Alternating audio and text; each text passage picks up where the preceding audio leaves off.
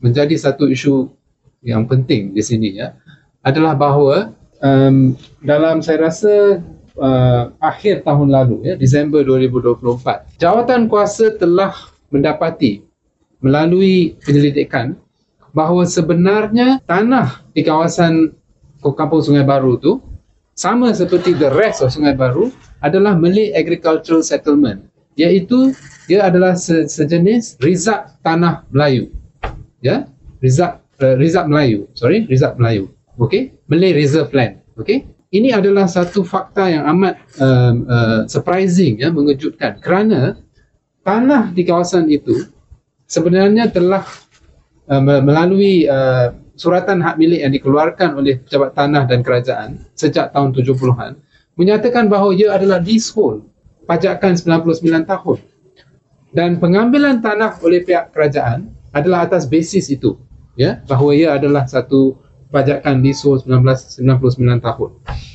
Tapi apa yang telah dijumpai, what has been found through the research, especially of Saudara Razman, Saudara Muzaffar, okay, who has researched it right up to the UK, adalah bahawa kesemua dokumen menunjukkan bahawa tanah itu sebenarnya tanah rizab Melayu. This is a very serious matter. Maknanya isu document of title yang menyatakan ia adalah leasehold adalah tidak sah jika tanah itu sebenarnya adalah tanah rizab Melayu, kerana ia tidak kerana tanah rizab Melayu atau Malay Agricultural Settlement ini tidak boleh dijadikan tanah leasehold. Hak untuk memiliki tanah adalah hak yang dilindung dalam Perlembagaan Persekutuan ya. Dan Seksyen 31C ini telah melanggar hak tersebut kerana ia menjadikan soalan itu meremehkan hak memiliki tanah. Sebab kalau kerajaan boleh mengambil tanah atas apa-apa sebab, di mana terletaknya hak untuk kita memiliki tanah? Sebab kita boleh hilang macam mana, Cabah?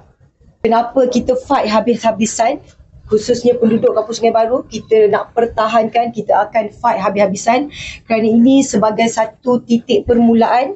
Bila disebutkan tentang Seksyen 31C, ia bukan sahaja melibatkan penindasan di bawah tanah rizab Melayu, tetapi tanah-tanah di seluruh Malaysia. Maksudnya benda ni penindasan berlaku di seluruh rakyat Malaysia. Jadi dekat situ kita tegaskan kat sini, apa yang kita dapat dekat sini, memang kita nak bawa isu ni supaya dimansuhkan Seksyen 31C, di mana kita dah tak nak lagi rakyat Malaysia dibuli, rakyat Malaysia ditindas sewenang-wenangnya. Sehingga ke hari ini, apa sahaja yang saya suarakan daripada tahun lepas, bermulanya kami mengetengahkan lagi, viralkan isu Kampung Sungai Baru, sudah pasti penduduk maupun rakyat akan didiamkan, akan disenyapkan tanpa ada penjelasan, tanpa ada penyelesaian kat situ. Macam saya bersuara tentang isu tanah, banyak perkara yang saya disusahkan dan saya minta maaf.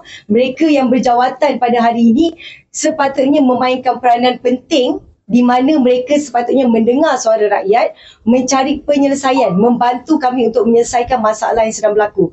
Bukan diamkan kami, susahkan kami, apatah lagi, kalau maaf saya cakap, nak diamkan rakyat dengan menghantar saman dan sebagainya ataupun seumpamanya.